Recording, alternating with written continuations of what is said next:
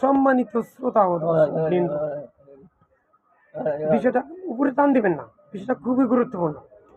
আমরা দুই সাজদার মাঝখানে আমি হাদিস পেয়েছি, পড়েছি, এবং সিয়াসিত্তার হাদিসের ভিতরে সেখানে আছে যে যখন আমরা একটা সেজদা দিব, সেজদা দেওয়ার পর যখন যেমন আল্লাহু আকবার বললে তারপরে সেজদাতে মাথা উঠে আবার বলবো আল্লাহু আকবার বললে, এইভাবে যখন আরেকটা সেজদা দিতে যাবো তার মাঝখানে কিন্তু একটি দোয়া আছে, আল্লাহুম্মা গফিরলি, আল্লাহুম্মা গফিরলি। এটা একটা হাদিস আছে। আরেক হাদিসে আছে আল্লাহুম্মা গফিরলি, আল্লাহুম্মা গফিরলি, আরও কয়েকটা শব্দ আছে। এই সময়টা ইমাম সাহেব আমাদেরকে কিন্তু দিচ্ছেন না। আমি বাংলাদেশ সহ পৃথিবীর সকল মুসলিম দেশ এবং যতগুলো মসজিদ আছে প্রত্যেকটা মসজিদের সম্মানিত খতিব সাহেব, ইমাম সাহেবের নিকটে বিনীতভাবে অনুরোধ করছি, দয়া করে আমাদেরকে এই সুযোগটা দেন। আমরা একা যখন পড়ি তখন ঠিকই আমরা আদায় করছি, কিন্তু যখনই আপনাদের সাথে আমরা জামাতবদ্ধ হয়ে নামাজ আদায় করছি তখন কিন্তু আপনারা এই সুযোগটা আমাদেরকে দিচ্ছেন না।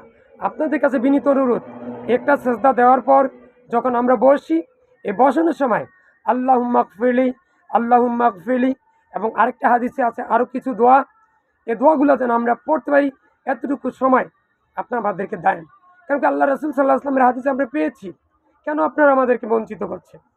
আমরা এখানে যদি নামাজের মাঝখানে যদি এই দোয়াগুলো পড়তে পারি, আল্লাহর কাছে যদি ক্ষমা চাইতে পারি, আল্লাহ পাক যদি আমাদেরকে ক্ষমা করে দেন, তাহলে কত ভালো। এই সুযোগটা থেকে আমাদেরকে কেন আপনারা বঞ্চিত করছেন? অনুরোধ করব, দয়া করে আমাদেরকে সুযোগটা দেন।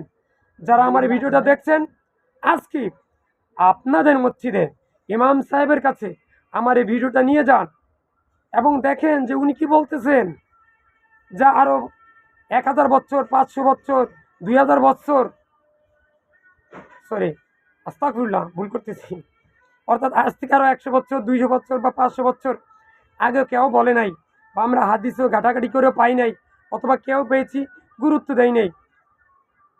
যে কথাটা হচ্ছে কি, একটা সেজদা দেওয়ার পর যখন বসবো তখন আল্লাহুম্মা গফিরলি, আল্লাহুম্মা গফিরলি, আরও কিছু আরেকটা হাদিস আছে যেগুলো আমার এখন স্মরণ নাই, আল্লাহুম্মা গফিরলি ওয়াহদিনি, এভাবে অনেক কিছু আছে। হাদিসখানা আমি সঠিক আপনাদের মাঝখানে এখন উপস্থাপন করতে পারি না, আমি পড়ছি, আমি তার মুখস্থ করতে পারি নাই। আপনাদের কাছে বিনীত অনুরোধ, মসজিদ ইমাম সাহেব, খতিব সাহেব, দয়া করে এই সুযোগটা আমাদেরকে দেন। আর যারা আমার ভিডিওটা শুনছেন, আমার ভিডিওটা ইমাম সাহেবের কাছে নিয়ে যান, মুয়াজ্জিন সাহেবের কাছে নিয়ে যান, মাদ্রাসার অধ্যক্ষের কাছে নিয়ে যান, মুফতি সাহেবের কাছে নিয়ে যান, ফকি সাহেবের কাছে নিয়ে যান, মুহাদ্দিস সাহেবের কাছে নিয়ে যান, এবং মসজিদের কমিটির সদস্যবৃন্দের কাছে নিয়ে যান, সভাপতির কাছে নিয়ে যান, সেক্রেটারির কাছে নিয়ে যান, এবং তাদেরকে বলেন তুমি কী বলছেন এগুলো। যদি আমার এই কথাগুলো কোরআন এবং সহিহ হাদিসের আলোকে হয়, তাহলে অবশ্যই আপনারা মানবেন। আমার কথা মানবেন না, মানবে তো কোরআন হাদিসের কথা। আমি তো নকল করেছি, কোরআন হাদিস থেকে বলছি। আর যদি সেটা কোরআন হাদিসের সহিষ্ণুভাবে না হয়, তাহলে দেয়ালে ছুঁড়ে ফেলে দেয়। তাহলে আজ থেকে আপনারা আমার এই কথাগুলো নিয়ে যান। ইমাম সাহেব, খতিব সাহেব, সুন্দরভাবে আমার ভিডিওটা শুরু থেকে শেষ পর্যন্ত দেখুন। আমি কারো বদনাম করতেছি না, কারো বিরুদ্ধে নয়। আমি চাচ্ছি কিয়ামত পর্যন্ত এই রাসূল সাল্লাল্লাহু আলাইহি ওয়াসাল্লামের যে হাদিসখানা, যে সুন্নাতখানা এই মুদ্রা রয়ে গেছে, মারা গিয়েছেন, আমরা যা জ্যান্ত করতে চাই। কি বলেন? আমার কেউ রাগ করবেন না, বিষয়টা আপনার কাছে ছেড়ে দিলাম। দয়া করে আমার কথাগুলো পালন করার জন্য চেষ্টা করুন। আল্লাহ, আমি সহ পৃথিবীর সকল মুসলিম উম্মাহকে তুমি শিরক, বেদাত, কুফরি ও গীবত মুক্ত রেখে মৃত্যুর সময় মুখে লা ইলাহা ইল্লাল্লাহ ইল্লাল্লাহ, শব্দটা কি, লা ইলাহা ইল্লাল্লাহ ইল্লাল্লাহ, এই কথাটা পরে যেন মৃত্যুবরণ করতে পারি সেই তৌফিক দান করুন। মামু, এই কোরআন তেলাওয়াত কি করতে হইব? তুমি যেভাবে শোনো এইভাবে কি করতে হইব? আল্লাহ শুনতে হইব। এই মামু সবসময় শোনে। দেখেন কারি বাসিদের কোরআন তেলাওয়াত তিনি শুনতেছেন। উনি সকালে আসেন, আমি যখন বাসায় চলে যাই, এরপর উনি আবার এই 3টার দিকে আইসা পড়েন। আইসা এই কোরআন তেলাওয়াত শোনার জন্য উনি বসে থাকেন, এবং কীভাবে শুনুন দেখেন, উনি কানের দ্বারে নিয়ে যান, নিয়ে এবং কারি বাসিদের কোরআন তেলাওয়াত ওনার কাছে ভাত খাওয়ার চাইতে ভালো লাগে। এই যে কি বলতেছে দেখেন।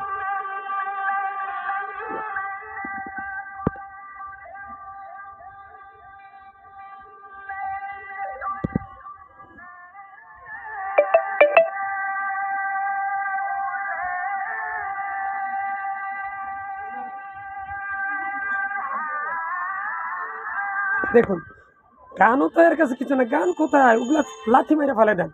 কত সুন্দর কথা কণ্ঠ। উনি কিন্তু হাফ মেন্টাল, অর্থাৎ মাথায় তো সমস্যা, প্রতিবন্ধী। উনি সারাদিন কোরআন তেলাওয়াতকারী বাসেদের তেলাওয়াত এত সুন্দরভাবে শুনে হতভাগা, পুরা কপাল, বেয়াক্কল আমরা। আমরা কোরআন তেলাওয়াত শুনি না, ঘুম থেকে উঠে কোরআন পড়ি না। ইয়া আল্লাহ, আমি সব পৃথিবীর সকল মুসলিম উম্মাহকে তুমি কোরআন তেলাওয়াত শোনার, সেভাবে পড়ার এবং সেভাবে আমল করার তৌফিক দান করুন। আমি ভিডিওটা বেশি বেশি করে সবার মাঝখানে এখনই শেয়ার করে দিন। আসসালামু আলাইকুম।